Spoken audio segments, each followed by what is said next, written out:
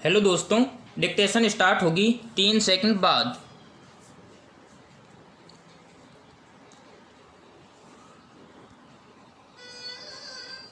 Start. मुख्य धारा media के समांतर सोशल मीडिया पर सूचना का विशाल संसार निरंतर रचा जाता और प्रसारित होता रहता है। स्टॉप। निस्संदेह इससे बहुत सारी ऐसी सूचनाएं भी लोगों तक पहुंच पाती हैं, जो मुख्य धारा मीडिया में नहीं आ पाती या जिन्हें वह जानबूझकर छोड़ देता है। स्टॉप। इसलिए इसको सूचना का एक सशक्त माध्यम माना जाता रहा है। स्टॉप। मगर पिछले कुछ सालों से सोशल मीडिया मंचों पर जिस तरह की निरंकुशता दिखाई देने लगी है, वह सचमुच चिंता का विषय है।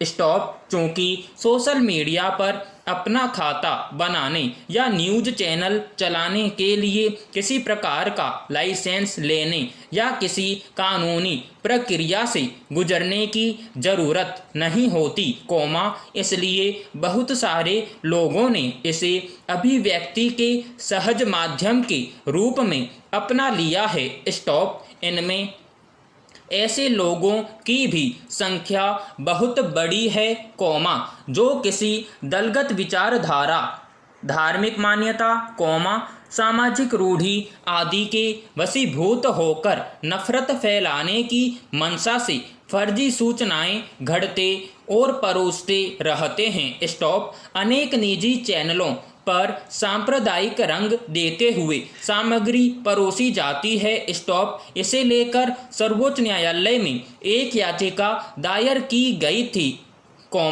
जिस पर सुनवाई करते हुए स्वाभाविक ही अदालत ने गहरी चिंता जताई है। स्टॉप। उसने केंद्र सरकार से पूछा है कि ऐसी खबरें परोसने वाले निजी चैनलों पर अंकुश लगाने के लिए क्या आपने कभी कोशिश की है। Stop para.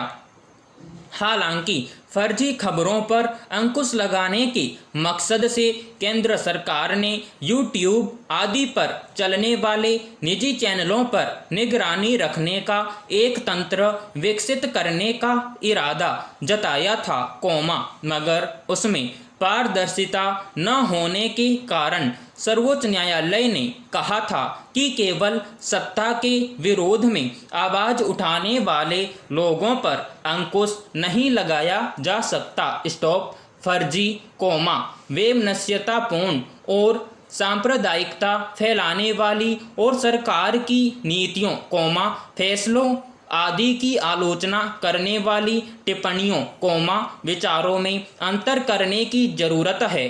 स्टॉप।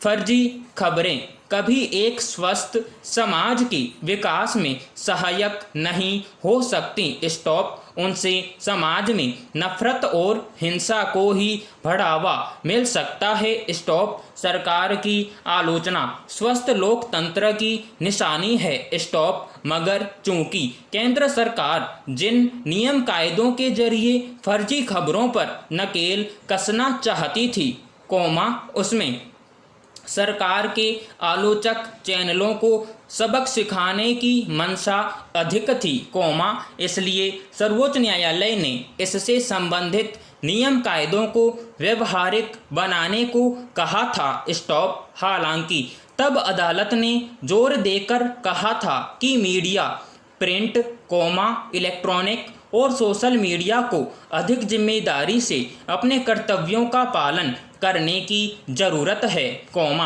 बिना खबरों की पुष्टि के उन्हें छापने, प्रसारित करने, उन पर टिप्पणी करने से परहेज करना चाहिए। स्टॉप। फिर सरकार ने इन मंचों के नियमन के लिए सूचना प्रौद्योगिकी कानून में संशोधन और परिवर्धन कर लागू कर दिया। Stop para. शुरू से जोर दिया जाता रहा है कि मीडिया में स्वनियमन होना चाहिए। स्टॉप। मगर हकीकत यह है कि संचार माध्यम शायद अपनी नैतिक जिम्मेदारी भूलते जा रहे हैं। स्टॉप। सोशल मीडिया ही क्यों, कोरोना की पहली लहर में जिस तरह तबलीगी जमात और पालघर मामले में मुख्यधारा मीडिया ने भी तथ्यों को बिना जांचे परखे खबरें चलानी शुरू की थी, उससे सामाजिक समरसता को खतरा पैदा हो गया था। स्टॉप। सोशल मीडिया का हाल यह है कि उस पर बहुत सारे ऐसे निजी चैनल खुल गए हैं, जो किसी दलगत या धार्मिक विचारधारा से संचालित हैं। स्टॉप। उनकी खबरें न सिर्फ फर्जी ढंग से गढ़ी हुई होती हैं, बल्कि नफरत को बढ़ावा देती हैं। स्टॉप। इसलिए ऐसी खबरें और विचार परोसने वाले चैनलों को लेकर सर्वोच्च न्यायालय की चिंता वाजिब है। Stop para. यह अपने आप में विचित्र विचार है कि किसी व्यक्ति को अंगदान करने से इसलिए वंचित कर दिया जाए कि उसने अतीत में कोई अपराध किया था। स्टॉप।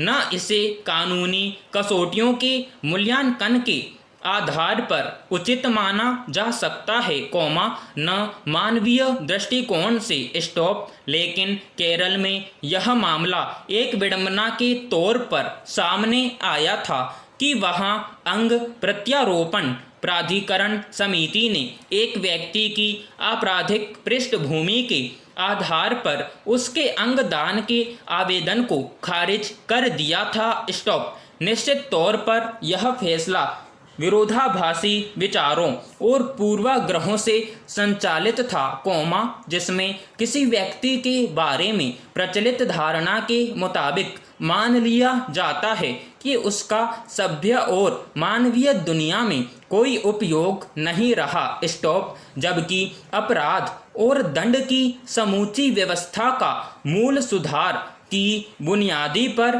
टिका होता है, जिसमें बड़े अपराधियों को भी खुद में बदलाव लाने का मौका मिलने का विचार निहित है। स्टॉप। ऐसे में अतीत में अपराध करने वाला कोई व्यक्ति अगर अपने जीवन की यह उपयोगिता समझने के पायदान पर आ गया है कि उसके शरीर के अंग से किसी की जान बच सकती है, तो इससे बेहतर सुधार और क्या होगा। पैरा। अब इस मामले पर केरल उच्च न्यायालय ने जो फैसला दिया है, उसे मानवीय कसौटी पर एक महत्वपूर्ण पड़ाव के तौर पर देखा जाना चाहिए। स्टॉप। अदालत ने साफ लहजे में कहा कि मानव शरीर में अपराधी गुर्दा, अपराधी यकृत या अपराधी हृदय जैसा कोई अंग नहीं होता। स्टॉप।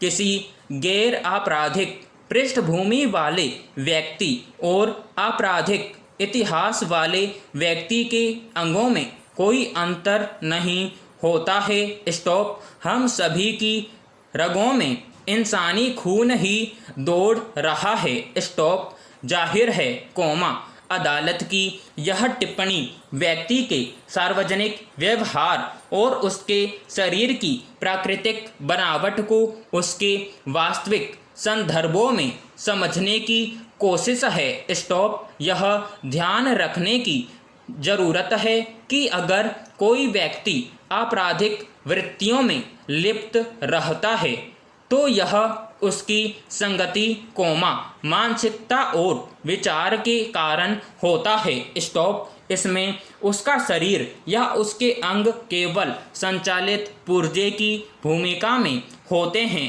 स्टॉप। जीवित शरीर में अंगों का काम विचार को संचालित करना नहीं होता। स्टॉप। वे प्राकृतिक रूप में सिर्फ जीवन को सक्रिय रखने की भूमिका में होते हैं। स्टॉप। इसलिए अगर किसी आपराधिक पृष्ठभूमि के व्यक्ति का कोई अंग किसी अन्य जरूरतमंद में प्रत्यारोपित कर दिया जाता है तो वह जीवन का वाहक बनेगा, न कि अपने पूर्व शरीर के विचार का। Stop para.